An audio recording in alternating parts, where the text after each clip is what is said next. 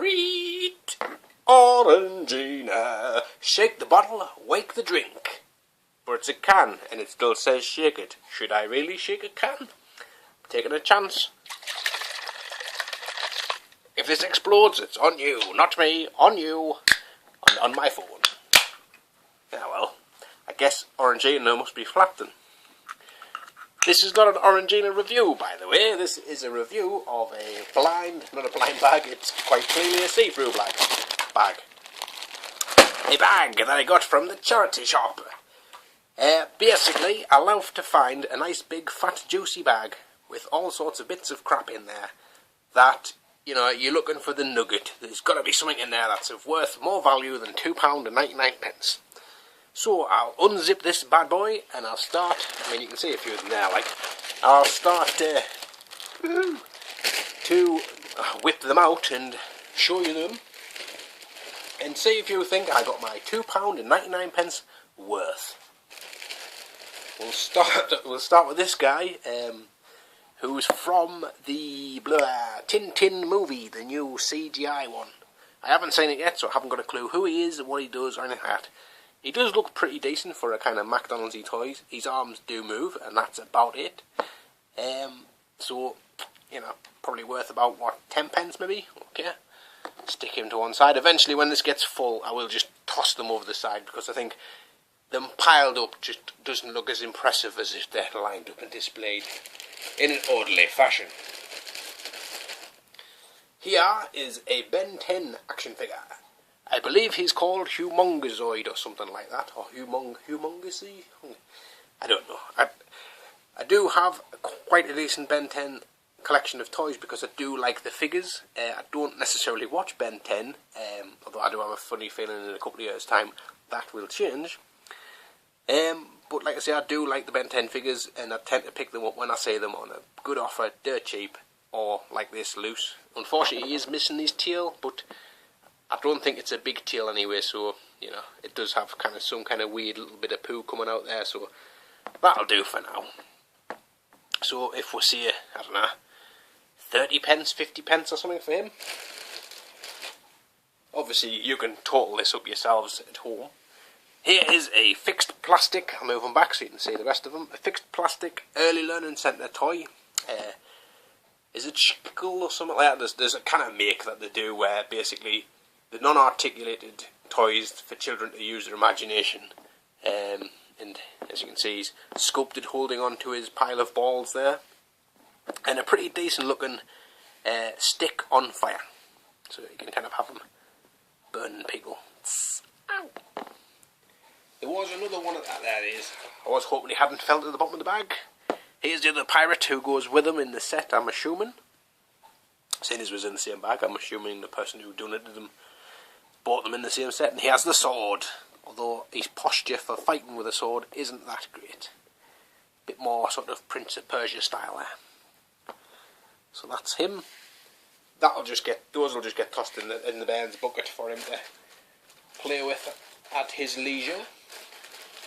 So again, I mean, you know, 20p, 30p is each, whatever. Here's another Ben 10 figure, and this one's a crystal-y one.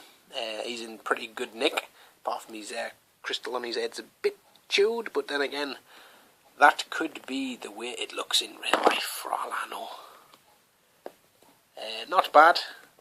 Good figure. Quite light, actually. Yes, that's a point I'll point out. It's quite light, you mean? Not that that means anything at all. Here is James Bond. Daniel Craig from when he was in the Golden Compass. I don't believe he played James Bond in that movie, although he tends to just play the same character in whatever movie he's in, really. And he's in his lovely big thick parka, which is actually pretty well sculpted, and his face is pretty good likeness as well. So Golden Compass figures, I don't think they're sold very well, because I mean you can still buy them now in like Pound Stretcher and stuff for about £1.50 each, or 2 for £1.50, something like that. If you're interested in that type of thing, get yourself along and get yourself a bargain.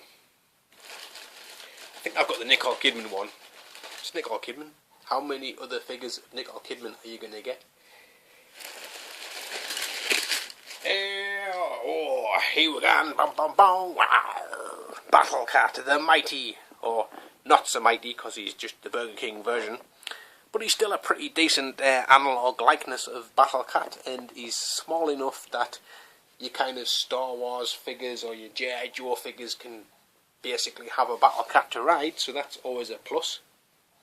Seeing as toy companies now have decided that the world is going to end, so they've just decided to make lots of figures for as cheap as possible and still charge you the same price as if you're buying a big figure. A bit like what they did in the 70s and the 80s. So, speaking of a G.I. Joe-esque type figure, here is John Connor from the Terminator Salvation movie. Now, looking at his face, not that you can, you would imagine that this is just some guy who's possibly got hay fever. But it's not, it's John Connor, and I know that because I saw the figure in its packaging when it was getting sold off in TK Maxx about 4 years ago. But I now have him basically in me bag of bloomin' loads of stuff. So there you go. So he can sit on Battle Cat and look rather impressive. I'll put one more person on, and then I'm just going to knock them all off and start again. And the last person I'll put on is Captain Scarlet. Here he is. And this was when Captain Scarlet had a bit of a resurgence in popularity in the 90s, along with the Thunderbirds and all of the other kind of puppety, big-headed character things that Jerry Adams, what's he called? The guy who made Thunderbirds? Anderson. Is it Anderson? Yes, for some reason Jerry Anderson's popped in there. I think that's probably right. Debbie McGee's too busy. She's not interested. Cheers, Debbie. Right, so thanks for coming, guys. Time for the next set of figures. Here is a pirate from the movie Pirates. Every time I've looked at this bag, they seem to be breeding because here's another pirate from the movie Pirates. And here's another pirate from the movie Pirates. So 3 of those. I mean, does that make them worth more if you have more of them? Unfortunately, it's not a character from the movie that you could use as an army builder. Unless you kind of had another pirate and they were, I don't know, his triplets or something? I don't know. Just making it up as I go along, basically. Right, now then, just have a quick swig of me Orangina, so bear with my glugging.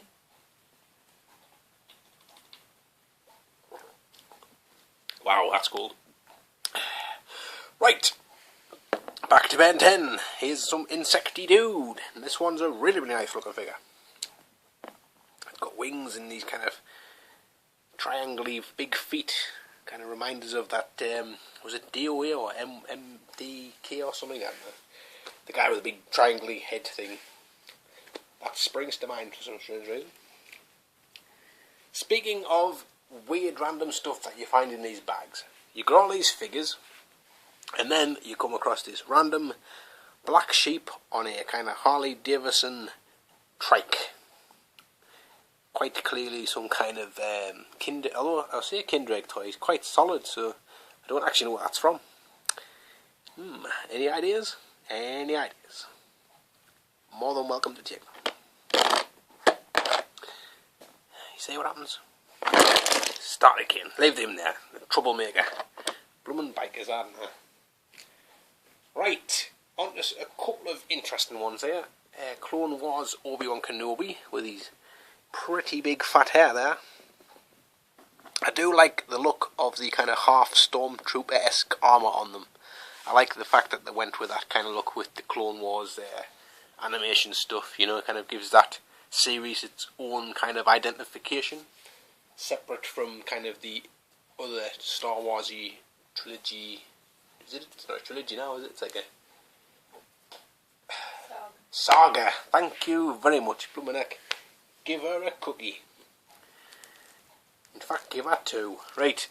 And another cool one I've got here is the Cannibal from What was the second Pirates of the Caribbean film called? Something like On Deadly Waters or something like that, or... Yeah, that sounds good enough. Was it not? Dead Man's Chest. Yes, Dead Man's Chest. Cannibal there. This is a swap, because I already have this guy, so I'll either use him as an army builder, or possibly put him into my swaps bucket. I do know there's people out there who might be interested in such things. Hopefully, fingers crossed and all that jazz. Now onto the really crap stuff. These you see these everywhere. They're just the cheapest figures you can get. Some of them better than others. I mean, this is actually not a bad looking one, and it does have a some kind of alien predator thing on his chest there, God knows. And this is probably one of the worst examples. I mean, look at his face. I mean, his head is actually being squished like a grape. His legs don't even move. Quite clearly like a pound shop thing. That is just, ugh, it's horrible. But this guy, again, similar kind of mould and all the rest of it, is really quite nice. Got the diving equipment. I do believe it is removable. Somewhat reminiscent of the old Action Force there, you know, and I do like his, what do you call it, swordfish, that's the one I'm looking for, not stingray, yeah, look nothing like each other.